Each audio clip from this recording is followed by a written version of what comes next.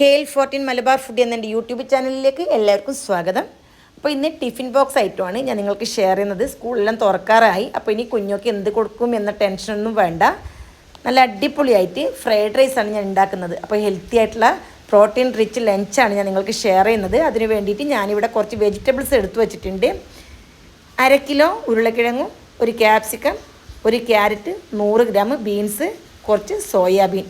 ഇത്രയും ഞാനിവിടെ എടുത്തിട്ടുണ്ട്. കുറച്ച് സോയാബീൻ വെള്ളത്തിലൊന്ന് കുതിരാൻ വേണ്ടി വെക്കണം. 1 മണിക്കൂർ കുതിരാൻ വെച്ചാൽ മതി. ഇത് 100 ഗ്രാമാണ് ഞാനിവിടെ എടുത്തിട്ടുള്ളത്. ഇനി 1 മണിക്കൂറിന് ശേഷം നന്നായിട്ട് പിഴിഞ്ഞ് നമുക്കിത് ഫ്രൈ ചെയ്തെടുക്കാനുണ്ട്. 1 മണിക്കൂറിന് ശേഷം ഈ സോയാബീൻ നല്ലപോലെ കഴുകിയതിന് ശേഷം വെള്ളമെല്ലാം പിഴിഞ്ഞ് കളഞ്ഞ് ഇതിലേക്ക് കുരുമുളക് പൊടി, മുളക് പൊടി, ഉപ്പ്, മഞ്ഞൾപ്പൊടി ഇത്രയും ഇട്ട് നന്നായിട്ടൊന്ന് മിക്സ് ആക്കിയതിന് ശേഷം ഒന്ന് ഫ്രൈ ചെയ്തെടുക്കുക. ജസ്റ്റ് ഒന്ന് ഫ്രൈ ചെയ്തെടുത്താൽ മതി. പിന്നെ വേണ്ടത് ഉരുളക്കിഴങ്ങാണ്.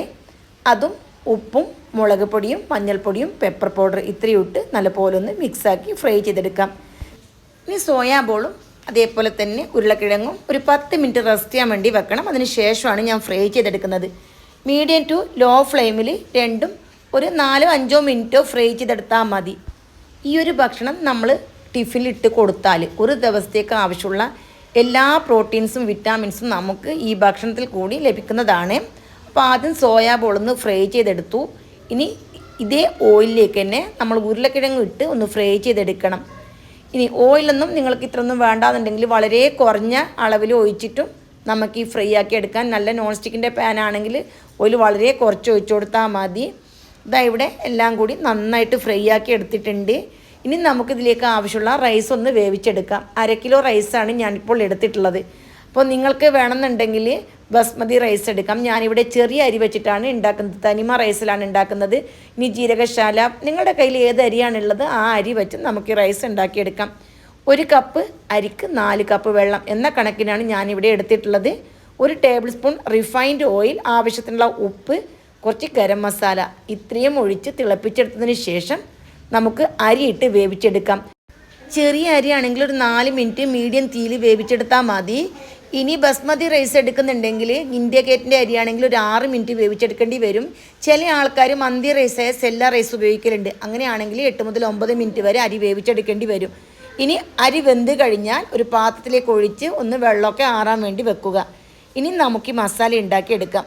ഇതിന് വേണ്ടി കുറച്ച് ഓയിൽ ഒഴിച്ചതിന് ശേഷം ഗാർലിക് ചെറുതായിട്ട് അരിഞ്ഞത്, അത് വെളുത്തുള്ളി ചെറുതായിട്ട് അരിഞ്ഞിട്ട് നല്ലപോലെ ഒരു മൂത്ത മണം വരുന്നത് വരെ ഒന്ന് വേവിച്ചെടുക്കണം. പിന്നെ ഇതിലേക്ക് 1 സവാളയാണ് ഞാൻ ചേർത്തിട്ടുള്ളത്. വളരെ ചെറുതായിട്ട് അരിഞ്ഞ് അതും കൂടി ചേർത്ത് ജസ്റ്റ് ഒന്ന് വഴറ്റിയെടുക്കണം. ഇതൊന്നും കൂടുതൽ ഫ്രൈ ആവേണ്ട ആവശ്യമില്ല. എല്ലാം ജസ്റ്റ് കുക്കായാൽ മാത്രം മതി. ഇപ്പോൾ ഞാൻ മീഡിയം തീയിലാണ് വെച്ചിട്ടുള്ളത്. ഇനി നമുക്കിതിലേക്ക് വെജിറ്റബിൾസ് ചേർത്ത് കൊടുക്കാം. അപ്പോൾ ആദ്യം വേവ് അനുസരിച്ചിട്ടാണ് ഞാൻ ഇട്ട് കൊടുക്കുന്നത്. ബീൻസാണ് ഇട്ട് കൊടുക്കുന്നത്. ബീൻസ് ഇട്ടതിന് ശേഷം ഒരു 10 സെക്കൻഡ് ഒന്ന് വഴറ്റിയെടുക്കണം. വെജിറ്റബിൾസ് കൂടുതൽ കുക്കാവണ്ട. കുക്കായാൽ ഗുണവും ടേസ്റ്റും എല്ലാം പോയി കിട്ടും. അതായത് ഒരു 10 സെക്കൻഡ് വഴറ്റിയതിന് ശേഷം ഞാനിതിലേക്ക് ക്യാരറ്റ് നീളത്തിൽ അരിഞ്ഞതും ഇട്ട് കൊടുക്കുന്നുണ്ട്. ഇനി ക്യാരറ്റും ഒരു 10-15 സെക്കൻഡ് നമുക്കൊന്ന് വഴറ്റിയെടുക്കാം.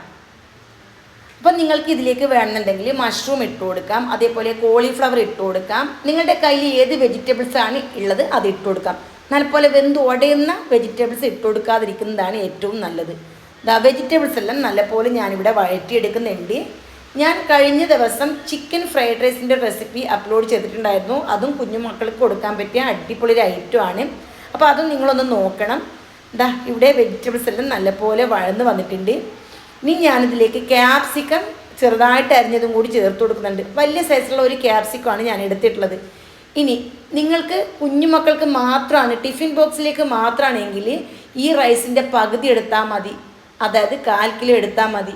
250 ml മെഷർമെൻറ്റ് കപ്പിൽ 2 കപ്പാണ് ഞാനിവിടെ എടുത്തിട്ടുള്ളത്. അപ്പോൾ നിങ്ങൾക്ക് വേണമെന്നുണ്ടെങ്കിൽ 1 കപ്പാക്കി മാറ്റാം. അങ്ങനെയാണെങ്കിൽ ഞാനിടുന്ന ബാക്കിയുള്ള ഐറ്റംസ് ഉണ്ടല്ലോ അത് നേരെ പകുതി അളവിൽ എടുത്താൽ മതി. പിന്നെ വേവിച്ച ഗ്രീൻ പീസും കൂടി ചേർത്ത് കൊടുത്തു. ഞാനിവിടെ 1/4 കപ്പ് ചേർത്ത് കൊടുത്തിട്ടുണ്ട്. അപ്പോൾ അതും കൂടി ആയതിനു ശേഷം നമുക്ക് ഇതിലേക്ക് ആവശ്യമുള്ള മുട്ട ഒന്ന് സ്ക്രാമ്പിൾ ചെയ്തെടുക്കണം. ഒരു 2 മുട്ടയാണ് ഞാനിവിടെ എടുത്തിട്ടുള്ളത്. അല്പം കുരുമുളക് പൊടിയും ഉപ്പ് മാത്രം ചേർത്തിട്ട് ഒന്ന് സ്ക്രാമ്പിൾ ചെയ്തെടുത്തു.